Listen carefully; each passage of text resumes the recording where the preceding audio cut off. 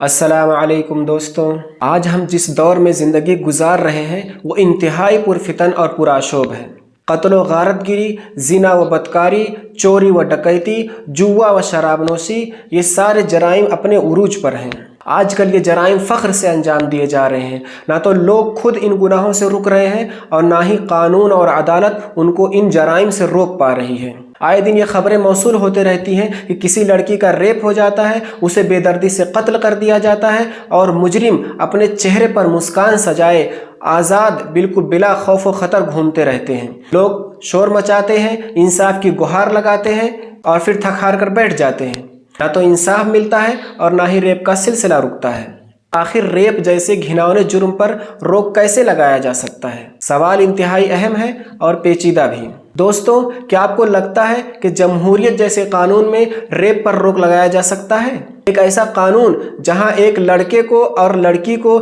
ایک ساتھ گھومنے کی آزادی ہو، جہاں ایک لڑکی اپنے بدن کی نمائش کرتے ہوئے ادھننگے کپڑے پہنے اور فیشن کے نام پر اپنا سب کچھ دکھا دے، جہاں ایک لڑکے کو لڑکے سے اور لڑکی کو لڑکی سے شادی کی اجازت ہو، جہاں ایک لڑکا اور لڑکی شادی سے پہلے ایک کمرے میں رہنے کے حقدار ہوں، جہاں بوائے فرینڈ اور گرل فرینڈ کے نام پر شادی سے پہلے وہ تمام چیزیں کیے جا سکتے ہوں جو ایک میاں بیوی کا حق ہوتا ہے۔ کیا ایسے قانون میں ریپ پر روک لگانا ممکن ہے؟ کیا ایسے قانون میں ریپ پر روک لگانا آسان ہے؟ دوستوں، دنیا کتنی بھی ترقی کر لے، لوگ کچھ بھی کہیں کہ ایک لڑکا اور لڑکی برابر ہیں، دونوں کاندھے سے کاندھا ملا کر چل سکتے ہیں، لڑکی اپنے بدن کی نمائش کر سکتی ہے، کوئی حرج کی بات نہیں ہے، لڑکے کو ہی اپنے اوپر قابو کرنا چاہیے، لیکن فطرت کیا کہتی ہے؟ فطرت اس بات کو ہرگز نہیں مانتی۔ فطرت تو یہی کہتی ہے کہ ایک لڑکی اگر بدن کی نمائش کرتی ہے، لڑکی کے جسم کو دیکھنے کے بعد لڑکے کی شہوت بھڑکتی ہے اور لڑکا اس کی طرف اٹریکٹ ہوتا ہے۔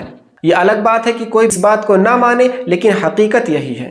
دوستو، اگر حقیقت میں بلاತ್کار کو روکنا ہے اور ریپ جیسی گھناؤنی گھٹنا پر روک لگانی ہے تو دین اسلام ایک واحد راستہ ہے۔ اس کے علاوہ نہ تو کسی دھرم میں ریپ پر روک لگانے کی شکتی ہے اور نہ ہی کسی جمہوری اور دنیاوی قانون میں۔ میں یہ بات دعوے کے ساتھ کہہ سکتا ہوں کہ دین اسلام نے جس طرح ریپ پر روک لگایا ہے، دین اسلام نے جس طرح زنا کی سختی بیان کی ہے، جس طرح زنا پر سزا مقرر کی ہے، ویسا طریقہ کار نہ تو کسی دھرم میں موجود ہے اور نہ ہی کسی دنیا کے قانون میں موجود ہے۔ آئیے ہم سرسری طور سے دیکھتے ہیں کہ دین اسلام میں زنا کی سختی کو کس طرح بیان کیا گیا ہے اور زنا پر کس طرح روک لگائی گئی ہے۔ سب سے پہلی بات یہ کہ دین اسلام نے زنا کرنا تو دور کی بات، ریپ کرنا تو دور کی بات، زنا کے قریب بھی جانے سے روک دیا۔ اللہ رب العالمین سورہ الاسراء آیت نمبر 32 کے اندر ارشاد فرماتا ہے وَلَا تَقْرَبُوا الزِّنَا إِنَّهُ كَانَ فَاحِشَةً وَسَاءَ سَبِيلًا، کہ تم لوگ زنا کے قریب بھی مت جاؤ۔ کیوں؟ اس لیے کہ یہ کھلی ہوئی بے حیائی ہے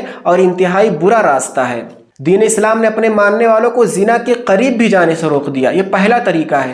دوسرا طریقہ یہ ہے کہ لوگ اگر غلطی سے اس حکم کو نہیں مانتے ہیں، لوگوں کو شیطان بہکا دیتا ہے اور لڑکے کی نظر لڑکی پر اور لڑکی کی نظر لڑکے پر پڑ جاتی ہے اور وہ بہک جاتے ہیں، زنا کر بیٹھتے ہیں، تو اس کے لیے اللہ رب العالمین نے دوسرا طریقہ یہ بتا دیا کہ مرد اپنی نگاہوں کو نیچی رکھیں اور عورتیں بھی اپنی نگاہوں کو نیچی رکھیں۔ اللہ رب العالمین سورہ النور آیت نمبر 30 کے اندر ارشاد فرماتا ہے قُل لِّلْمُؤْمِنِينَ يَغُضُّوا مِنْ أَبْصَارِهِمْ وَيَحْفَظُوا فُرُوجَهُمْ ذَلِكَ أَزْكَىٰ لَهُمْ، کہ اے نبی آپ مومنوں کو حکم دے دیجئے کہ اپنی نگاہوں کو نیچی رکھیں اور اپنی شرمگاہوں کی حفاظت کریں، یہ ان کے لیے زیادہ پاکیزگی کا سبب ہے۔ اسی طرح مومن عورتوں کو حکم دیتے ہی اللہ رب العالمین نے اگلی آیت میں ارشاد فرمایا وَقُلْ لِّلْمُؤْمِنَاتِ يَغْضُضْنَ مِنْ أَبْصَارِهِنَّ وَيَحْفَظْنَ فُرُوجَهُنَّ، کہ آپ اے نبی آپ مومنہ عورتوں کو بھی حکم دے دیجئے کہ اپنی نگاہوں کو نیچی رکھیں اور اپنی شرمگاہوں کی حفاظت کریں۔ یہ دوسرا طریقہ، یعنی جب آدمی اور عورت اپنی نگاہوں کو نیچی رکھیں گے، جب نگاہ سے نگاہ نہیں ملے گی تو زنا کرنے کا چانس بھی ختم ہو جائے گا۔ تیسرا طریقہ،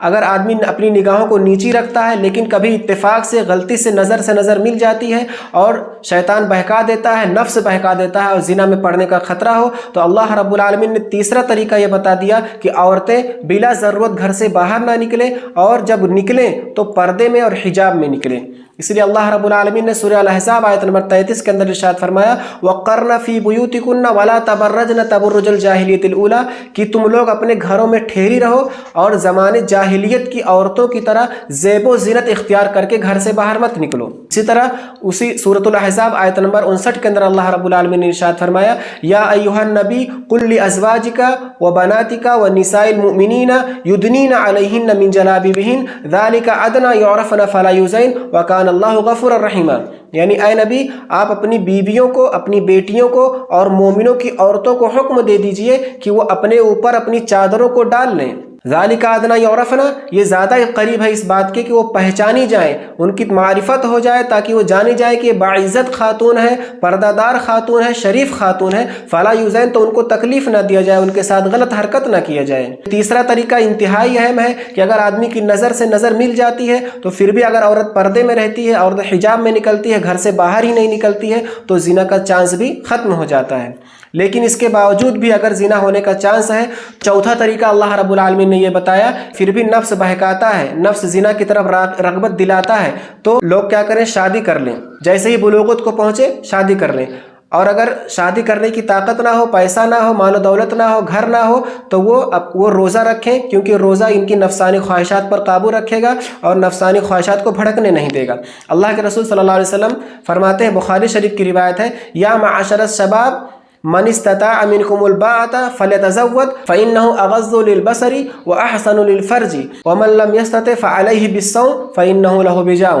یعنی اے نوجوانوں کی جماعت، تم میں سے جو شادی کی طاقت رکھتا ہے، مال و دولت ہے، پیسہ ہے، گھر ہے، تو وہ اس کو چاہیے کہ وہ شادی کر لے، اس لیے کہ فإنه اغض للبصر، اس لیے کہ شادی یہ نگاہوں کو نیچی رکھنے والی ہے، واحسن للفرج اور شرمگاہ کی حفاظت کرنے والی ہے، ومن لم يستطع اور جو شادی کی طاقت نہیں رکھتا، جس کے پاس پیسہ نہیں، مال و دولت نہیں ہے، فعلیہ بالصوم تو اس کو چاہیے کہ وہ روزہ رکھے، فإنه له وجاء، اس لیے کہ روزہ اس کے لیے ڈھال ہے کہ شہوت کو روکے رکھے گا اور اس کو زنا میں نہیں پڑنے دے گا۔ پھر بھی اگر ان چار طریقوں کو اپنانے کے باوجود بھی اگر کوئی زنا میں پڑ جاتا ہے، کوئی ریپ کرتا ہے، کوئی غلط حرکت کرتا ہے، تو دین اسلام نے زنا پر، ریپ پر انتہائی سخت سزا مقرر کر دیا تاکہ ایسا دوبارہ کوئی ایسا کرنے کی ہمت بھی نہ کر سکے۔ اللہ رب العالمین نے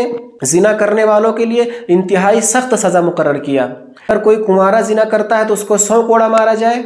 اور 1 سال کے لیے اس کو اس کے شہر سے نکال دیا جائے، اور اگر شادی شدہ زنا کرتا ہے تو اس کو قتل کر دیا جائے، اور قتل بھی ایسا کہ آسان قتل نہیں کہ ایک تلوار سے مارے گردن کٹ جائے اور معاملہ ختم ہو جائے، ایسا نہیں، بلکہ قتل ایسا جو انتہائی دردناک ہو اور لوگوں کے لیے عبرت ہو جائے، سارے لوگوں کو اکٹھا کر کے سب کے سامنے اس کو پتھر سے مار مار کے قتل کر دیا جائے تاکہ دیکھنے والوں کے لیے عبرت ہو جائے اور کوئی دوبارہ زنا کرنے کی، ریپ کرنے کی ہمت بھی نہ کر سکے۔ ظاہر یہ سزا تو سخت لگتا ہے، لوگوں کو ایسا لگتا ہے کہ دین اسلام بہت سخت ہے، اس نے بہت ہی سخت سزا بنائی ہے، لیکن جس کے ساتھ ریپ ہوتا ہے، جس کے ساتھ زنا ہوتا ہے، اس کے درد کو سمجھتے ہوئے، اس کے احساس کو سمجھتے ہوئے اور معاشرے کے اصلاح کے لیے اس سزا کا مقرر کرنا اور اس سزا کا طے کرنا ہی زیادہ صحیح اور زیادہ مؤثر ہے۔ اس لیے کہ ایسی سزا جب مقرر ہوگی تو دوبارہ زنا کی طرف کوئی بھی نہیں بڑھے گا، دوبارہ زنا کرنے کی کوئی ہمت بھی نہیں کر سکتا ہے۔ دوستوں، یوں سڑکوں پر نکل کر مورچہ کرنا، پروٹیسٹ کرنا، دھرنا، اس سے کچھ حاصل ہونے والا نہیں ہے۔